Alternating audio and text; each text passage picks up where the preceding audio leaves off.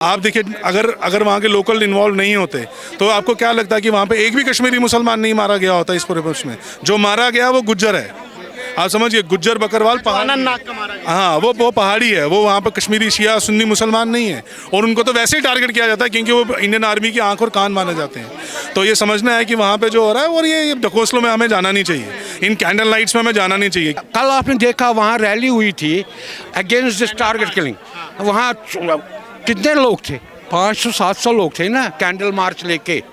लेकिन आप याद करो, बुरहान वानी जब मारा गया, गीदड़ की तरह मौत जब उसकी मिल गई, जो टेररिस्ट था, उसकी मयत में 2 से 3 लाख लोग थे।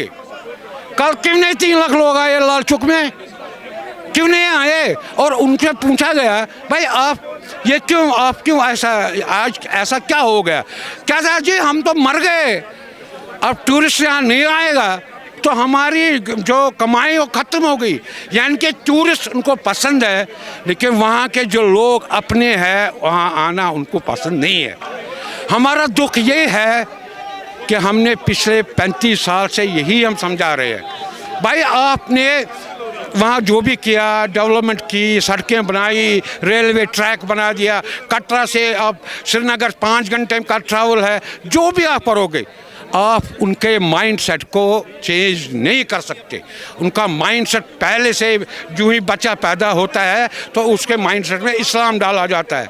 वो उसको इतना माइंड से इतना ये हो जाता है, इतने मदरसे हैं जिनको उनको बंद नहीं करना चाहिए था, वो बंद नहीं हुए, उनको बढ़ावा दिया गया।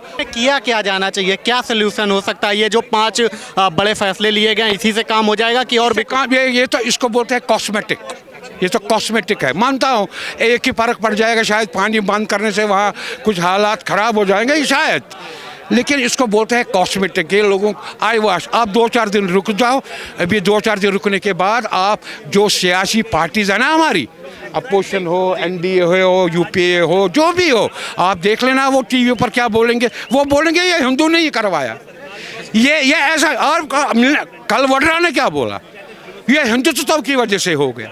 ये तो वड्रा, रॉबर्ट वड्रा, जिसको कोई जानता नहीं था। कौन है रॉबर्ट वड्रा यार? ऐसे दादागिरी करके चलता है जैसे देश का बादशाह है, और वो बोल रहा है कल ये हिंदुत्व वजह के होगा। ये तो कल वड्रा का, रॉबर्ट वड्रा है, प्रियंका गांधी का हस्बैंड। अच्छा, आज आपको एक और चीज़ बता दूँ। आज से शायद एक हफ्ता पहले हमारा लॉ मेकर जो पार्लियामेंट में जाता है, वो तो लॉ मेकर है ना, श्रीनगर का लॉ मेकर आगा शहीद जिसका नाम है, उसने एक स्टेटमेंट दिया, बिल्कुल ओपन स्टेटमेंट दिया। उसको बताया गया कि कश्मीर के हालात सुधर गए, यहाँ टूरिज्म वो हो गया, डेवलपमेंट। कहता है ये जो टूरिस्ट यहाँ आ रहे हैं, ये एक हमारे लिए कल्चरल इन्वेजन है। क्या बोल रहा है वो? कल्चरल इन्वेजन है। तो 4 दिन के बाद वहाँ ये हो रहा है, नरसिंहार हुआ, तो कौन रिस्पॉन्सिबल है? वो लॉ मेकर है, MP है। मतलब आप कह रहे हैं बिना लोकल सपोर्ट के इस तरीके की चीज़ें हो ही नहीं सकता, सवाल ही नहीं है। हम तो पिछले 35 साल से ये समझा रहे हैं उनको। ये जो है हो रहा है वहाँ, आपने शायद मीडिया भूल जाती है इन बातों को, हम तो भूले नहीं। क्या आपको पता नहीं है कि जब प्रेसिडेंट क्लिंटन USA का यहाँ आया था वाजपेयी के टाइम, तो वहाँ वंदहामा में 22-24 हिंदुओं को मार के नहीं भगाया, मारा पॉइंट ब्लैंक रेंज में, जिसके लिए एक फिल्म भी आई थी, उसको नकारा गया। ये जेनोसाइड को डिनाइल जो कर रहे हैं ना, ये सबसे गुनहगार वही है। जो आप सेकुलरिज्म की बात कर रहे हो ना, सेकुलर कौन है जरा मेरे को बताओ? आज के देश में सेकुलर कौन है? हिंदू बोलता है मैं सेकुलर हूँ।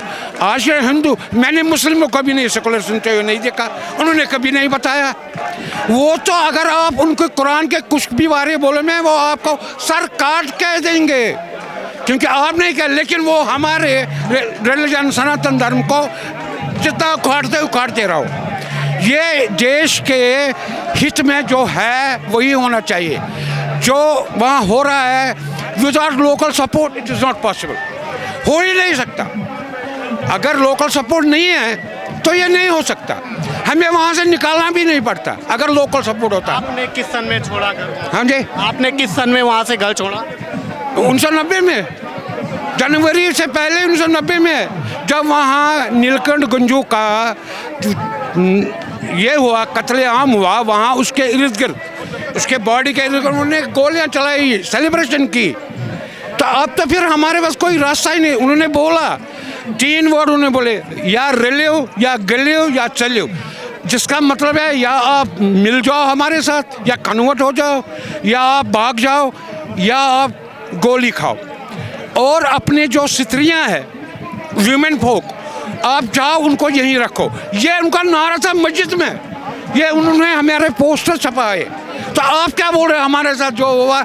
हम तो यही बार बार समझा रहे हैं।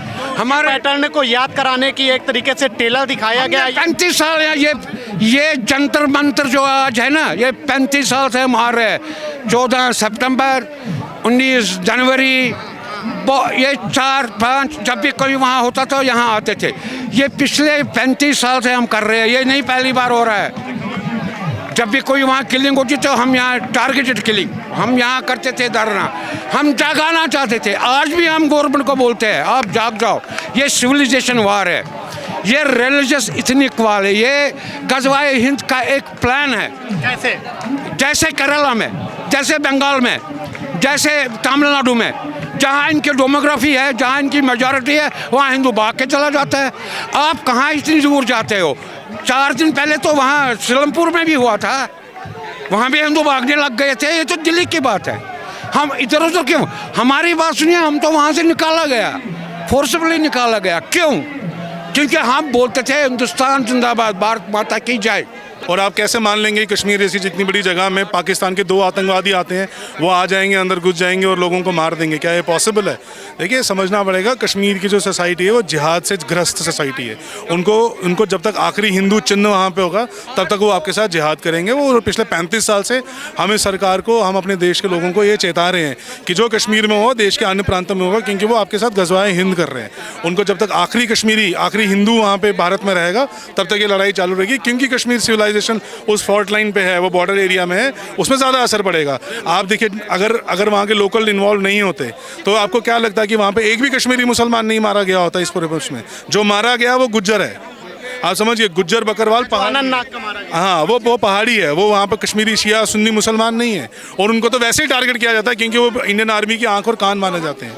तो ये समझना है कि वहाँ पे जो हो रहा है, और ये ढकोसलों में हमें जाना नहीं चाहिए, इन कैंडल लाइट्स में हमें जाना नहीं चाहिए। क्योंकि कल उन्होंने कैंडल लाइट मार्च किया, आज ऐसे हज़ारों वीडियो हैं जहाँ वो भारत की सरकार को, भारत की आर्मी को ब्लेम कर रहे हैं कि इन्होंने ही मारा, हमने तो कुछ किया ही नहीं है। जैसे कश्मीरी पंडित खुद ही कश्मीर छोड़ के भाग गए थे, उन्होंने खुद को ही गोली मार दी, खुद को ही सुसाइड किया। ये तो वो ढकोसला करते ही रहेंगे, जो सांप की प्रवृत्ति होती है डसना। आप किस जिले से? रैनावारी श्रीनगर जिले। श्रीनगर। तो आप वहाँ पे है घर की? घर है हमारा, कब्जाया हुआ है, कब्जाया इनक्रोच्ड है। हाँ, जैसे हमारे मंदिर इनक्रोच्ड है। 64 खिड़कियाँ थी, मैं बता दूँ अपना, ये मेरा बेटा है। 64 खिड़कियाँ थी उस घर में, 64 खिड़कियाँ। आप यहाँ देख लीजिए, 4 स्टोरी मंजिल का मकान था, वो तो खा लिया, वो तो उन्होंने खा लिया।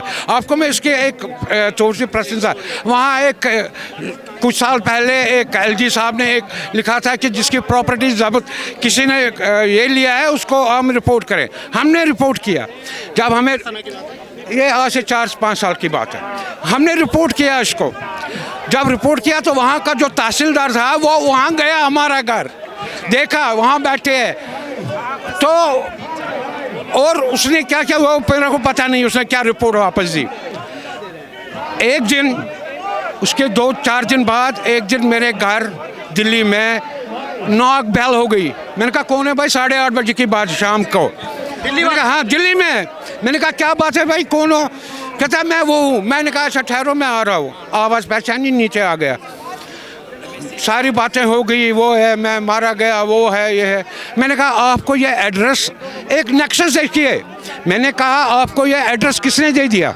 हमारा दिल्ली का एड्रेस आपको किसने दे दिया? कहता है मेरे को तहसीलदार ने दिया।